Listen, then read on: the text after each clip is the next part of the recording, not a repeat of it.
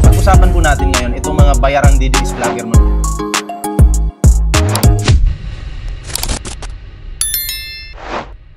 Like, share, subscribe dyan. Libre pong mag-like, share, and subscribe. And so tuloy na po natin ito mga pre, wala nang tumpik-tumpik pa. Lumabas ang video ni Saldico.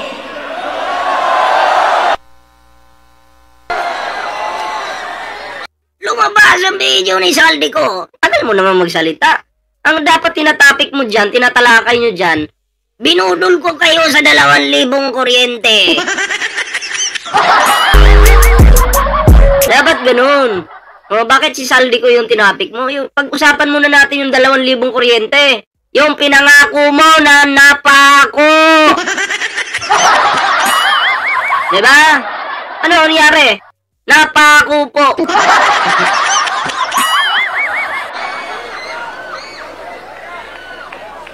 Ang ina, lutang din si Marcoleta, tagal magsalita.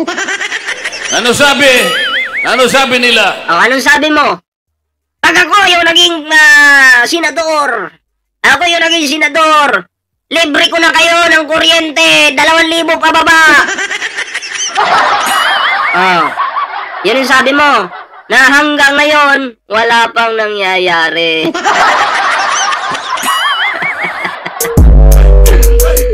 Uy, moderator ako. Yes po, lahat po dito moderator. Di ba? Oh, asa na? Sino po yung nakaalam nun? Press 1 nga, yung nakakatanda. Oh, sa pangako ni Marcoleta. Press 1 nga po. Ha? Pinangakuan po kayo ng 2,000 pababa na kuryente. Kung may bill kayong ganon, wala na daw po kayong babayaran. Diba? Oh, ang daming pinangakuan dito eh. Oh, ang dami. Lahat po sila pinaasa ni Marcoleta. Kung merong boy 10,000, meron din boy 2,000. Yeah, o tuloy. AI yan.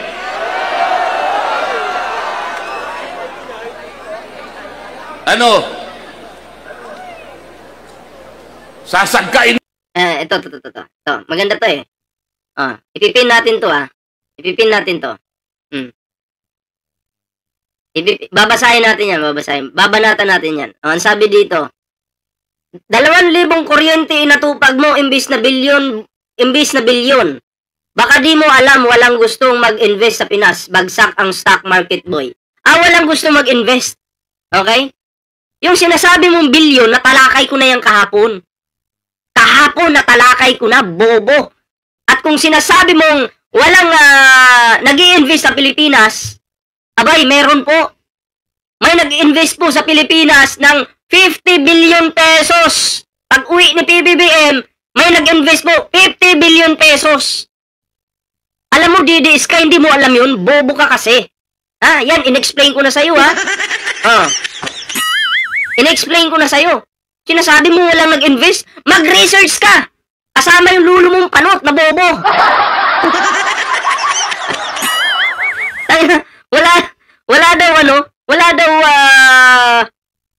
Wala daw nag-invest. Oo. Alam mo, Jifong, pamilya mo pa lang simula sa nanay mo, tatay mo, lulo mo, nunuan mo, at kung may anak ka man ngayon, bobo ka, inutil ka, wala kang bilang at wala kang silbi. Diba? Oo. Hindi mo alam? Fake news ka eh. Sasabihin mo wala nag-invest? May 50 billion. Yung nag-invest. In-invest dito sa ating bansa. Tapos, magpe-fake news ka, sasabihin mong wala. Kung nasa harapan lang kita, tanggalin ko yung utak mo eh.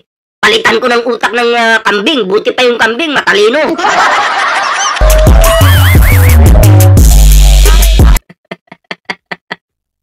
Ano, Jipang? Bobo! Inutil! Papasok-pasok ka dito, walang laman yung utak mo. Ha?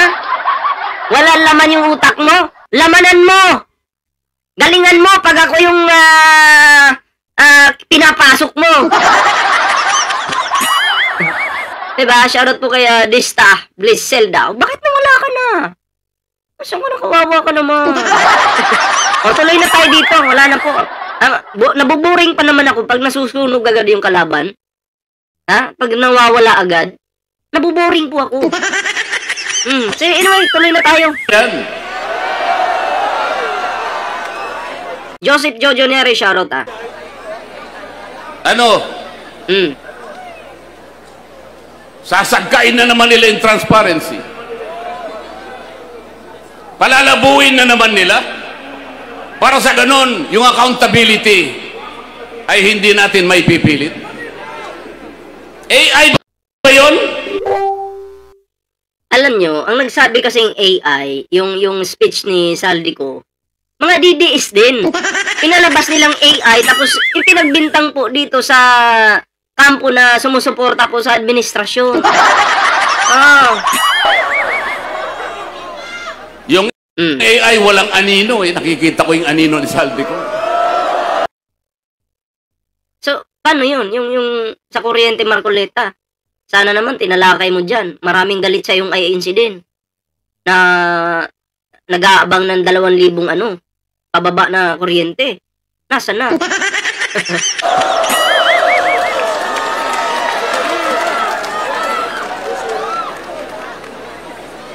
Ngayong kahapon, dahil nakita nila yung paglalahad, yung video recording ni Saldico. Yung walang panunumpa, nasa Zoom lang. Napakaliit ng utak mo, Marcoleta pala. Ngayon ko po napatunayan na bobo po pala ito si Marcoleta. Ha? Bobo po pala ito. Bakit? Dapat kasi, 'di ba? Mas papaniwalaan ko yung taong nasa harapan ko. Manunumpa. Tapos maglalabas ng ebidensya. Pero kung sa video lang, zoom lang, maninira ng tao, maglalaglag ng tao, tapos maniniwala ka, ang tawag sa'yo, bobo. Yun po yung tawag dun. Na sinasabi nilang AI. Paano magiging AI? Ito'y unang lumabas sa official page ni Saldico mismo.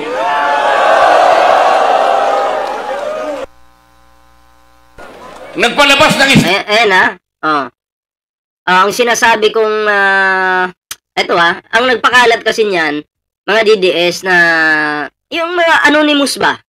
Sasabihin nilang gagawa sila ng fake account, na explain ko na yung kahapon. Kunyari sasabihin nilang AI ito kunyari gagawa sila ng account na pang-loyalista. Tapos papalabasing AI to, AI. Andin sila din magre-reaction, magbibigay ng reaksyon, mga DDS din. Papalabasin na, sinabi ng mga loyalista na ito nga, tamo. Di ba? Gawain nyo rin yan. Wag kami. Ako, matagal na ako dito sa mundo ng YouTube. Marami na akong kinontent na ganyan yung style. Ha? statement ang ombudsman. Ano sabi nila? Kahapon lang ito. Para bago namin tanggapin yan, kinakailangan na umuwi ka rito at pa-verify mo yan. Tama! Anong kauntra mo doon? Siguro panotaryo mo yan, gawin mong opisyal yan. Lahat na po ng requirements ngayon ay kanilang hinihiling. Dapat lang. Hindi naman pwedeng i-bypass yung proseso. Diba? Dapat, kung ano yung proseso, sundin. Ay, gets mo, Marcoleta? Ginagamit mo to? Bakit mo kukontrahin? Tama naman. May mali ba doon? Di ako nagtatanong lang sa'yo kung ginagamit mo to. Tanong lang naman po. Wala pong masama doon. Ha? Nakalimutan nila sa mismong charter ng ombudsman, yung mismong batas na gumawa sa opisina ng ombudsman. Pwede kang maghain ng complaint sa anumang kaparaanan at anumang forma. Kahit anonymous tatanggapin. So pag sinabi ko pala ngayon na si Marcoleta ay manlilin lang, pwede na pala habang nandito ako sa screen. Si Marcoleta ay manlilin lang. Dakilang sinungaling pala ito si Marcoleta. Diba? Dakilang sinungaling. So, pwede pala yun. At totoo naman, sinasabi ko naman yan.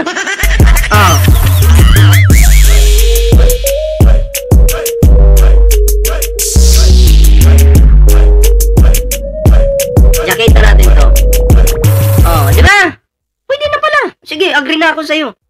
Basta ikaw, malilin lang ka kasi ang sabi mo noon, ang siling sigang, 10 piso yung isa. Di ba? Bobo ka na, manlilin lang ka pa. Sige, agree na ako sa'yo. Sige.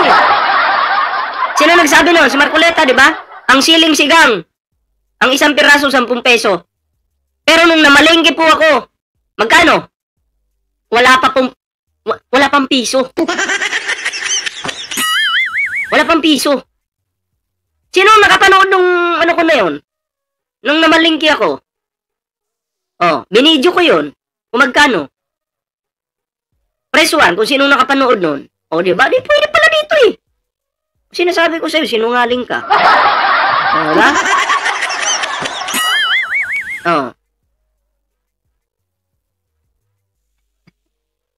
Tuloy natin. Paano natin may papalitaw ang transparency at magkaroon ng accountability sa ating bansa?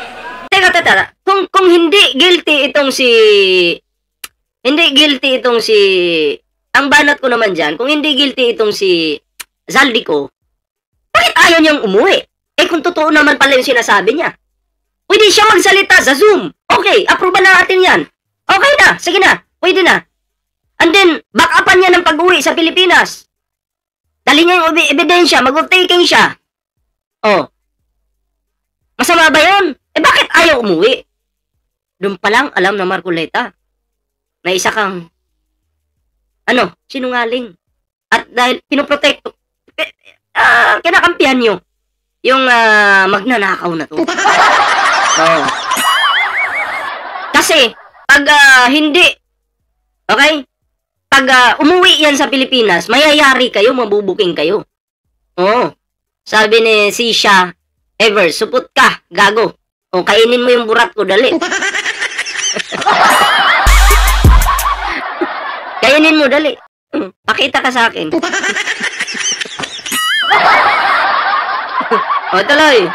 Kung ang namumuno sa Ombudsman Office na dating Secretary ng Department of Justice at ang kanyang Prosecutor General, sila ang unang taga-usig, sila ang unang dapat magsampa ng naukol na kaso para sa ganun mapanagot natin ang nagkasala. Kunyari pa. Malapit ng parusahan ng mga Panginoong Diyos. Yan, malapit na karma. Magkakawarat na yung iba dyan. Ano sabi niya dito? Taga-usig, sila ang unang dapat magsampa ng naukol na kaso para sa ganun mapanagot natin ang nagkasala. Kunyari, mapanagot natin nagkasala, pero yung mga kakampi niyang DDS, ng mga senador, grabe yung kasalanan, magkakawaranta nga eh. Kunyari ka pa, wag nga. Kung gusto mo mapanagot si Zaldico, ikaw mismo aagree ka na pauwiin yan sa Pilipinas. Hindi yung zoom-zoom lang. Alam mo namang makasalanan si Zaldico. Diba? Pauwiin mo ng Pilipinas. Bakit ayaw mo? Wag nga kami. Sila pa ang nangunguna para pagtakpan lahat ito. Ikaw yung nangunguna para pagtakpan si Zaldico.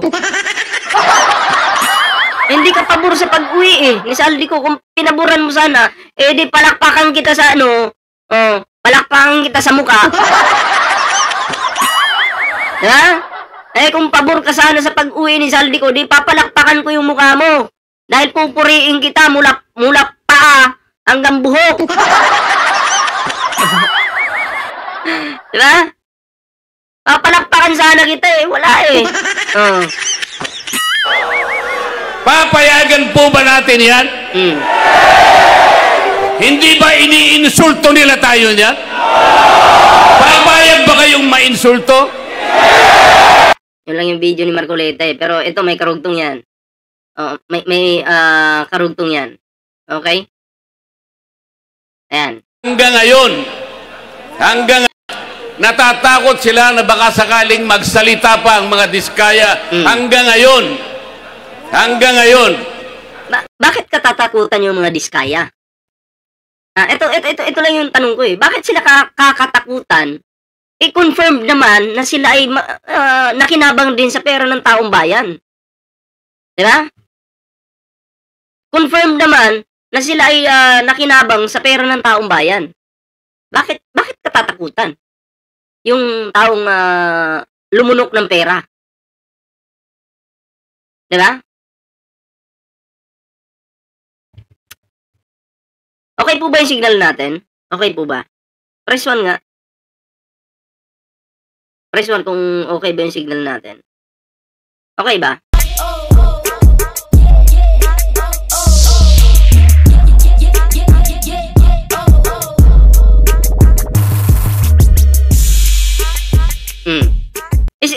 Ako ngayon, halimbawa ako, nagnakaw ako ng candy. Yung 5 candy yung ninakaw ko. 5 candy ninakaw ko. Tapos ngayon, nakita sa CCTV, ninakaw ko yung candy. Okay? Ngayon, tatanungin niyo ako, sino kasabwat mo? Tapos sasabihin ko, magtuturo lang ako, ito yung kasabwat ko. Maniniwala po ba kayo sa akin? Sa isang nagnakaw ng candy? Hindi. Dahil nga, ikaw yung nagnakaw eh. Diba? Ganun lang yun. Basic lang yan, Marcoleta. Lawakan mo yung utak mo. Diba? Tuloy. Ay hindi nila pinapayagang ang proseso para sila ay makapag-apply. Isa ito sa paraan para sa ganon ay hindi matupad ang transparency. Natatakot. Yun lang yung video ni Marcoleta mga pre, ano. Ayan, bago po tayo mag-next topic mga pre, syempre kung bago pa lang dito sa ating YouTube channel, huwag kalimutang mag-like, share, and subscribe para naman po maging updated kayo sa lahat ng mga uploads natin. May TikTok, may Facebook po tayo ha, sana po yung suportahan yan.